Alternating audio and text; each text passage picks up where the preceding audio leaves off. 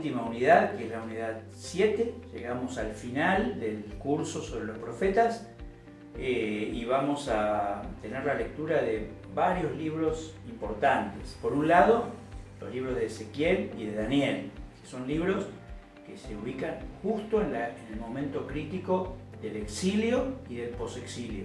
Ezequiel y Daniel son dos profetas que van a vivir en carne propia el exilio, van a ser llevados al exilio.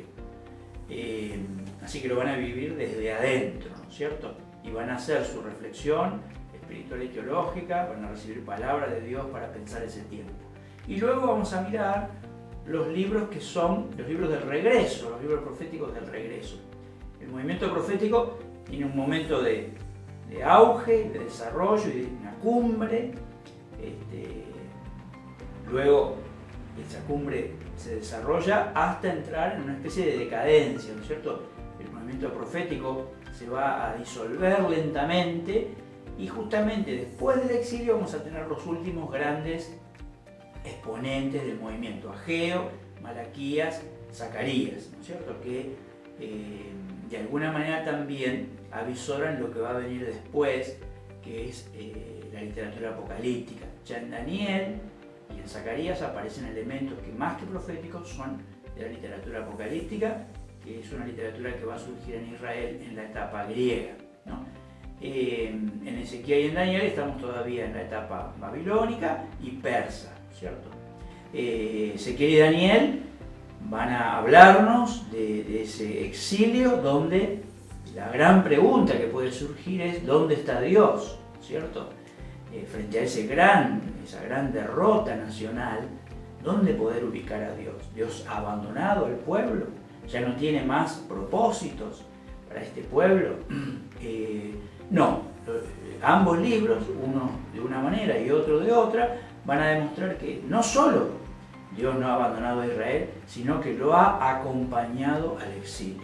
Dios se ha exiliado con su pueblo.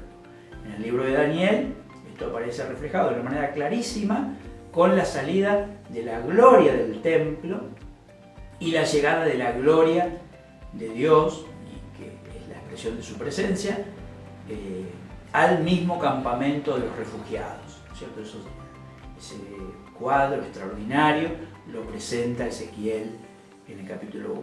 Más adelante, por ejemplo en el capítulo 37, Ezequiel va a hablar del valle de los huesos secos, sobre los cuales Dios va a soplar, va a enviar su espíritu, su palabra por medio del profeta, y estos huesos van a volver a vivir. Son todas imágenes que tratan de reforzar la idea en el pueblo de que Dios está presente, de que está actuando, de que sigue teniendo el mismo poder y la misma buena voluntad para Israel y que Israel puede ser restaurado. Por eso la última parte del libro, Ezequiel la va a dedicar a sus oráculos de esperanza. Y en el libro de Daniel, esta idea de que Dios está presente en el exilio se va a manifestar de otra manera, de una manera providencial, protegiendo al profeta y a los hombres y mujeres que decidan ser fieles aún en tierra de paganos, ¿no? Y entonces el profeta va a ser liberado una y otra vez y como una especie de nuevo José va a subir en la consideración de los opresores, de sus propios dominadores, y va a ocupar lugares de prominencia. Es una manera de mostrar cómo la providencia de Dios se manifiesta aún en las peores condiciones, ¿no? Son libros preciosos para alentar la fe de aquellos que debemos vivir en sociedades que pueden ser hostiles al Evangelio, pero donde Dios sigue estando presente y manifestándose en su pueblo. Y los libros de Ageo, Malaquías y Zacarías abordan otra problemática, que es la problemática del regreso. Una vez que terminó el exilio, entre 50 y 70 años desde la caída de Jerusalén, el regreso no fue un regreso glorioso, ¿cierto? Eso lo muestra muy claro el libro de Nehemías. Fue un regreso en condiciones desfavorables, todavía dominados por otros poderes políticos, en condiciones económicas de mucha fragilidad, de mucha necesidad. Y ahí los profetas están llamados a desafiar al pueblo a obedecer en esas condiciones y a dar lo mejor de sí. El tema de la restauración de la ciudad, de la restauración del templo, son temas críticos, ¿no es cierto? Porque El pueblo no puede volver como derrotado y como abandonando sus propias tradiciones, sino que tiene que volver a refundarse. Y estos profetas son profetas de la refundación, ¿no?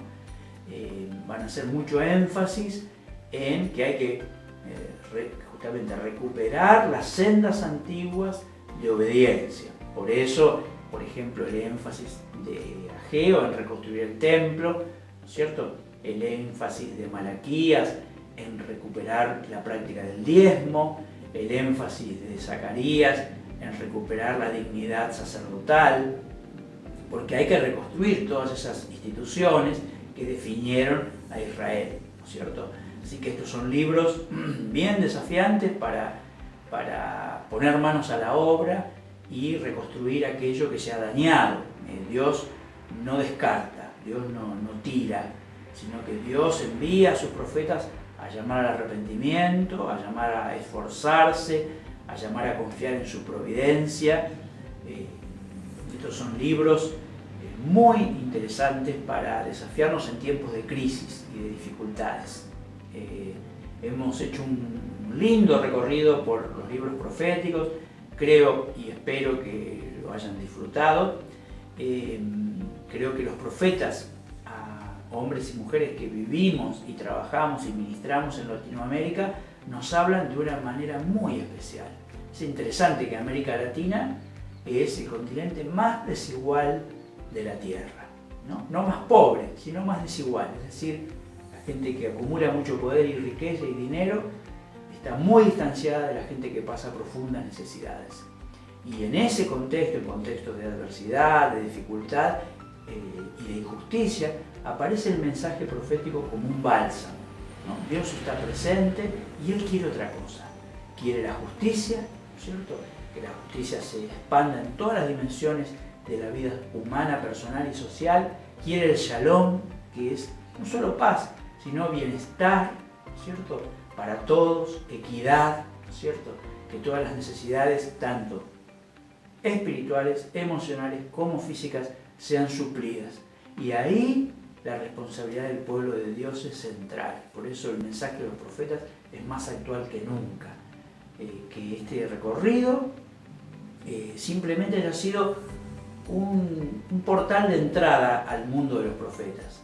Y que ahora que conocemos más o menos los caminos, volvamos una y otra vez a ellos en la lectura, en la meditación, en la oración, en la predicación, en la enseñanza, para que otros también sean nutridos, alimentados y desafiados por estos textos. Que Dios los bendiga.